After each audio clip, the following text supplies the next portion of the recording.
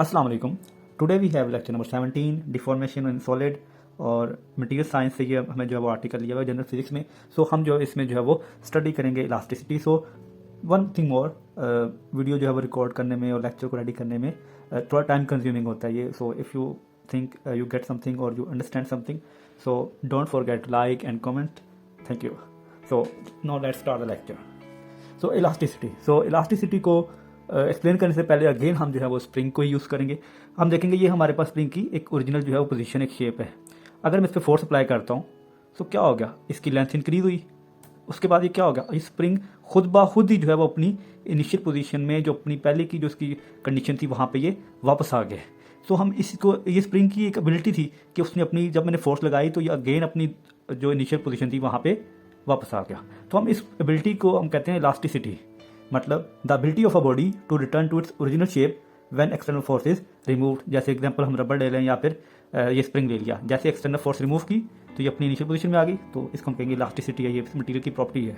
तो प्लास्टिसिटी का मतलब यह है कि अगर फोर्स लगाने से, फॉर एग्जांपल अगर ये तो हमने स्प्रिंग था, अगर फोर्स लगाने से मटेरियल जो है कोई अपनी इनिशियल पोजीशन में नहीं आता तो इसका मतलब जो है वो प्लास्टिसिटी होगा। जैसे कि सॉलिड हनी हो गया, प्लास्टिक हो गया, जब आप प्लास्टिक को तोड़ते हैं तो बेंड करते हैं तो वो अपनी इनिशियल पोजीशन में नहीं आते, तो वो प्लास्टिसिटी होते हैं। तो अगेन हम जो है वो स्ट्रेस को जो है स्टडी करते हैं। ये स्ट्रेस वो नहीं जो लोग देते हैं सो स्ट्रेस हो गया। तो स्ट्रेस अगर मतलब फोर्स लगाने से अगर किसी की बॉडी में कुछ, उसके साइज में, उसकी शेप में या लेंथ में कुछ चीज़ चेंज आती है तो इसका मतलब वो क्या है, स्ट्रेस है। फॉर एग्जांपल ये मैंने एक अगेन वही फोर्स लगाऊंगा, स्प्रिंग की जो है वो शेप लेंथ में चेंजिंग आई हुई है साइज में, इसको हम कहेंगे स्ट्रेस। सो स्ट्रेस को हम जो है वो सिग्मा से डोनेट करते हैं और इसका जो मैथमेटिकली फॉर्मूला जो फोर्स पर यूनिट एरिया, तो इसका यूनिट जो होगा न्यूटन मीटर पर स्क्वायर, फोर्स का यूनिट न्यूटन, एरिया का एम स्क्वायर, यू ऊपर जाके -2 और इसको पास्कल भी जो हम कहते हैं। तो नेक्स्ट हम देखेंगे कि टाइप ऑफ स्ट्रेस की कितनी टाइप्स होती है। एक हमारे पास टेंसाइल स्ट्रेस होती है, कंप्रेसिव स्ट्रेस होती है, and last one is shear stress. अगर फोर्स लगाने से जो है वो बॉडी की जो है वो लेंथ में चेंज आती है, जैसे फोर्स लगाई इसके लेंथ में चेंज आई, इसको हम कहेंगे टेंसाइल स्ट्रेस।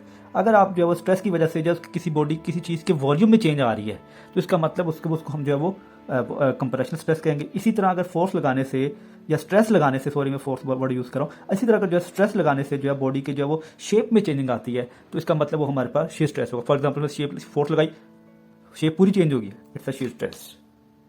सो अब हम नेक्स्ट स्टडी करेंगे स्ट्रेन क्या होती है।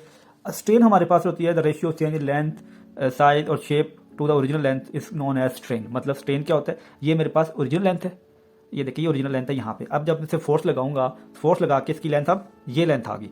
सो इतने हिस्से में जो लेंथ में जो चेंज आई है इसको हम कहेंगे ये स्ट्रेन हुई है। ठीक हो गया। सो चेंज इन लेंथ जो यहाँ पे आई थी और ये ओरिजिनल लेंथ जो यहाँ थी, इसको डिवाइड करेंगे तो हमें स्ट्रेन मिल जाएगा और इसको एप्सिलॉन से डोनेट करते हैं। और इसका यूनिट नहीं होता, यूनिट ना होने की रीजन क्या है कि ये रेशियो है, रेशियो में हमें पता है यूनिट नहीं होते। अब हम देखेंगे टाइप्स ऑफ स्ट्रेन कितनी होती हैं। सो स्ट्रेन की हमारे पास आगे नेक्स्ट हमारे पास जो 4 टाइप्स हैं। टेंसाइल स्ट्रेन, मतलब अगर हमारे पास जो अगर स्ट्रेन प्रोड्यूस हो रही है टेंसाइल स्ट्रेस की वजह से, हम उसको टेंसाइल स्ट्रेन कहते हैं। अगेन कंप्रेशन स्ट्रेन में क्या होता है, strain that occur due to compressive stress. So compressive stress हमें पता है कि स्ट्रेस लगाने से अगर वॉल्यूम चेंज हो रहा है तो मतलब जो अगर चेंज इन वॉल्यूम और ओरिजिनल वॉल्यूम में चेंजिंग आ रही है तो उसको हम कहेंगे जो हमारा कंप्रेशन स्ट्रेन है। सो सॉरी, और नेक्स्ट वॉल्यूमेट्रिक स्ट्रेन है। वॉल्यूमेट्रिक स्ट्रेन जो होती है हमारे पास जो होती है वो change in volume to original volume. So हमारे volumetric last one shear strain. So shear strain को हम एक्सप्लेन करेंगे the fractional change in area. अगर जो है वो एक हमारे पास एक फॉर एग्जांपल एक लेट सपोज ये एक है, इसका कोई ना कोई एरिया होगा, अगर इसके एरिया में कुछ चेंजिंग आ रही है स्ट्रेस लगाने से तो हम कहेंगे वो शेयर स्ट्रेन है। ठीक है, change in area over original area. So now next हम जो है वो जो स्टडी करेंगे वो हम करेंगे हमारे पास मॉडुलस ऑफ इलास्टिसिटी। सो हमें पता है कि जैसे अकॉर्डिंग टू हुक्स लॉ, सबसे पहले ये स्टडी कर लेते हैं। हुक्स लॉ हमने जैसे पढ़ा था कि स्प्रिंग पे जितनी फोर्स लगाएंगे उतना इसमें एक्सेलरेशन जो है प्रोड्यूस, डिस्प्लेसमेंट जो है प्रोड्यूस होगा। ठीक है, इन इलास्टिक लिमिट, क्योंकि अगर इलास्टिक लिमिट ज़्यादा फोर्स लगाऊंगा तो ये अपनी इनिशियल पोजीशन में वापस नहीं आएगा। So stress is directly proportional to strain, जो हम डिस्कस कर चुके हैं। According to Hooke's law stress directly proportional to strain, proportionality खत्म करेंगे तो हमारे पास एक कांस्टेंट आ जाएगा। इस कांस्टेंट को हम कहते हैं मॉडुलस ऑफ इलास्टिसिटी। ठीक हो गया। और ये मॉडुलस ऑफ इलास्टिसिटी जो है बहुत ज़्यादा इंपॉर्टेंट होता है। हमें ये बताता है कि स्ट्रेस, ये एक्चुअली दरअसल हमारे पास जो है ये मॉडुलस ऑफ इलास्टिसिटी ये हमारे पास रेशियो होती है। अगर ये स्ट्रेन मल्टीप्लाई यहाँ जाके डिवाइड हो जाएगा तो ये हमारे पास ये आ जाएगा स्ट्रेन ओवर स्ट्रेस आ जाएगा। ठीक है, सो ये स्ट्रेस ओवर स्ट्रेन आ जाएगा। सो ये मॉडुलस ऑफ इलास्टिसिटी क्या होती है, रेशियो होती है between stress over strain. So again इसका यूनिट क्या हो जाएगा, न्यूटन मीटर। कोई स्ट्रेस का तो यूनिट नहीं है तो ये एज इट इज आ जाएगा। अब इसकी टाइप्स देखते हैं। सो टाइप्स ऑफ मॉडुलस क्या होती हैं, 3 की टाइप्स होती हैं। एक हमारे पास यंग मॉडुलस, और एक हमारे पास bulk modulus and shear modulus. So अगर जो है वो यंग मॉडुलस को पहले देख लेते हैं, तो यंग मॉडुलस में क्या होता है, ये भी हमारे पास रेशियो होती है tensile stress to tensile strain. So ये याद करने वाली ही चीज़ें हैं ज़्यादा, सो जस्ट छोटी छोटी। तो टेंसाइल स्ट्रेन हमें पता, स्ट्रेस का formula force per unit area और strain change in length original length. तो अगर हम इससे हमें जो है वो यंग मॉडुलस आ जाएगा। अगर फोर्स लगाने से किसी स्ट्रेस लगाने से किसी चीज़ की जो वो लेंथ में चेंजिंग आ रही है तो हमारे पास जो वो यंग मॉडुलस होगा। जैसे यहाँ पे फोर्स लगाया है तो इसकी लेंथ में चेंज आई है, तो हम इसको यंग मॉडुलस से करेंगे। ये एग्जांपल है, ये हम आगे सॉल्व करेंगे। आगे बल्क मॉडुलस। सो बल्क मॉडुलस में क्या होता है, इसको के से प्रेजेंट करते हैं, यंग को वाई से। तो बल्क मॉडुलस को क्या होगा, volume stress to volume strain. अगर स्ट्रेस लगाने से किसी चीज़ का वॉल्यूम चेंज हो रहा है तो कहेंगे उसको हम बल्क मॉडुलस से जो कैलकुलेट कर सकते हैं। अगेन शेयर मॉडुलस, जैसा मैंने पढ़ा था कि एरिया के रिलेटेड है, सो अगेन यहाँ पे एज इट इज इसको जी और ईटा से प्रेजेंट करते हैं। It is a ratio between shearing stress to shearing strain.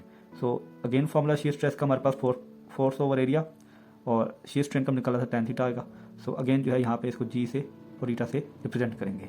सो इसको हमारे पास जो है वो फोर्स ओवर tan थीटा आ जाएगा। सो आगे नेक्स्ट हमारे पास जो है वो हम जो इसको एग्जाम्पल है उसको जो वो सॉल्व कर लेते हैं, जो हमने यंग मॉडुलस की मैंने कही थी बात। Let's solve the example.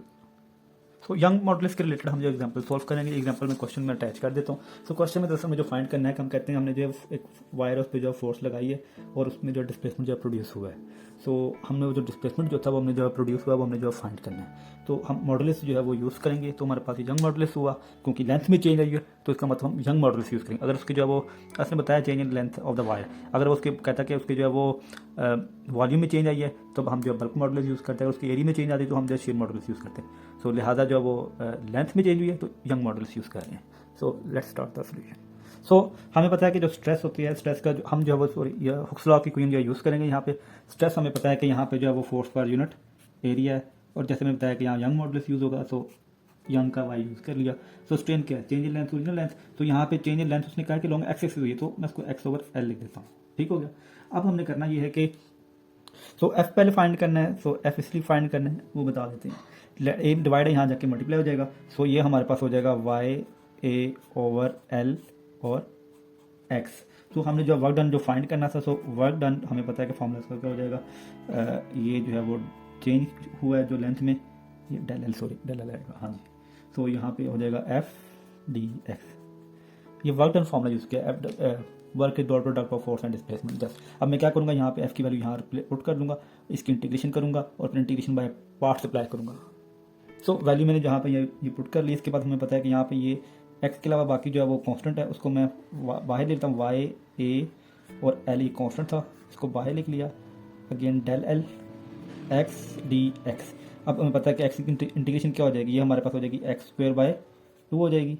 ये इंटीग्रेशन बाय पार्ट्स हमें पता है कि कैसे लगाते हैं, डेल एल यहाँ पे आ जाएगा। तो ये वाई ए ओवर एल जो है वो आ जाएगा। अब इस पर जस्ट इंटीग्रेशन बाय पार्ट्स जो अप्लाई कर रहा हूँ मैं, जस्ट ये Y A L as it is, और उसके बाद जो है वो यहाँ पे अप्लाई कर दें upper limit minus lower limit.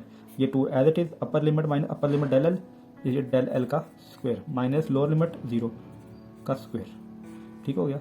अब हमने क्या करना है, अगेन ये वाई ओवर ए और del L as it is, और ये हमारे पास क्या हो जाएगा डेल एल का स्क्वायर बाय 2। अब इसको जो थोड़ा सा ना मैं अरेंज कर लेता हूँ, जस्ट 1/2 को पहले लिख लेता हूँ, 1/2 को पहले ए और एल को इकट्ठा लिख लिया। ठीक हो गया। उसके बाद जो रिमेनिंग टर्म बची उसको ब्रैकेट में लिखता हूँ, Y del L over L, जो रिमेनिंग डेल एल और एल बच गया था ओवर एल, ये मैंने लिख लिया। अब देखिए इसमें ये मैंने लिखने का जो मकसद था वो हमने बताता हूँ क्यों लिखा है। सो ये इसलिए लिखा था, देखें change in length original length, तो स्ट्रेस बन गई, ये मेरे पास स्ट्रेस बन गया, और ये स्ट्रेन, ये स्ट्रेस बन गई, और ये वॉल्यूम बन गया। क्योंकि ना एरिया वॉल्यूम क्या होता है वी क्यूब, मतलब 3 साइड, एरिया की 2 साइड और एक साइड 3 हो जाएगा, एक्स क्यूब हो जाएगा फॉर एग्जाम्पल यार, एरिया वॉल्यूम हो जाएगा। तो यहाँ पे हमारे पास जो क्या बन जाएगा, W equal to half multiply volume multiply stress multiply strain. So अगर हमें work done per unit volume find करना हो तो हम इस फॉर्मूले से फाइंड कर सकते थे। ठीक है, लेकिन हम आगे चलते हैं, अगेन जो हमने फाइंड करना है तो अगेन इसको जो है फिर रीअरेंज कर देंगे। सो अगेन इसको जैसे पहले लिखा था ना चुप करके ना वैसे ही लिख लेते हैं, लेकिन थोड़ी सी अदला बदली करके। ठीक हो गया। तो ये हो जाएगा Y A del L over L, सबके नीचे आएगा, और ये del L again as it is. So ये हमारे पास किसकी इक्वल आ जाएगा, सो इसको आगे लिख लेते हैं यार। तो ये मेरे पास हो जाएगा 1/2, ये जो टर्म आ जाएगी मेरे पास, इसमें जो है वो ये तो लोड आ जाएगा, ठीक है, और ये मेरे पास साथ आ जाएगी एक्सटेंशन।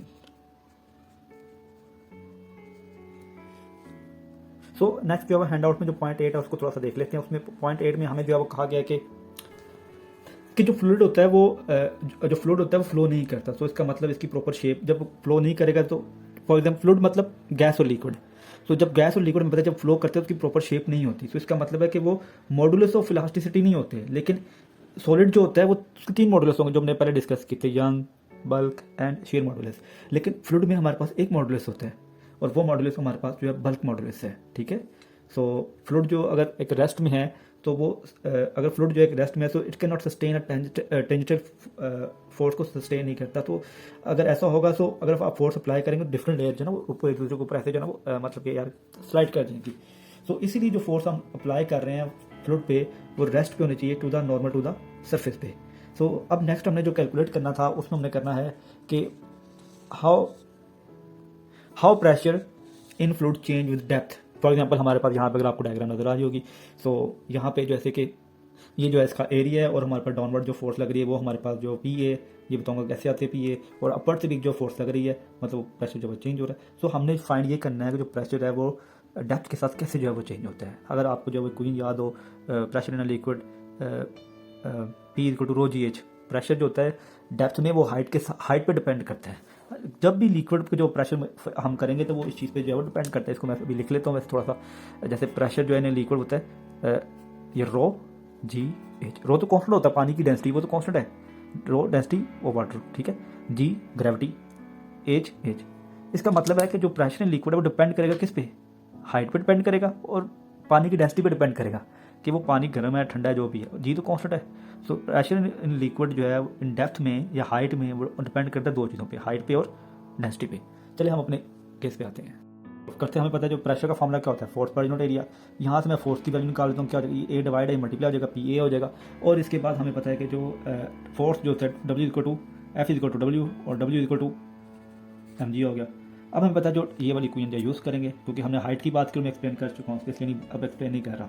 तो ये पी इक्वल टू ये बड़ा पी जो है ये रो को शो कर रहा है, ठीक है, जी एच, इसको इक्वेशन 2 कह रहा हूँ। तो यहाँ फिगर में हमारे जो हाइट है वो वाई है, तो चेंज वो हाइट को जो है वो डी वाई करें, क्योंकि जो मैथ्स है उसको स्मॉल पार्ट्स में डिवाइड किया है। बहरहाल हमने जो पी इक्वल टू जो है वो क्या हो जाएगा, ये रो जी एच की जगह पे क्या आ जाएगा, डी वाई आ जाएगा। सो चलो या इसको मैं क्या करूँगा, इक्वेशन जो 3 हमारे पास जो आ जाएगी ये वाली इक्वेशन नंबर, इसको जो मैं लेट्स सपोज जो है इसको यार 3 कह देता हूँ, चलो ठीक है, इसको मैं जो ना ये 2 कह देता हूँ, इसको मैं जो 1 कह देता हूँ, ठीक है। अब मैं ये जो 3 इक्वेशन है और ये इक्वेशन नंबर जो मेरे पास जब जो बची थी ये 2 जो है इसको मैं यहाँ पुट करूँगा, ठीक हो गया। तो ये पी एफ की जगह पे क्या आ जाएगा, एम जी, और पी की जगह पे क्या आ जाएगा, पी सॉरी रो जी डी वाई।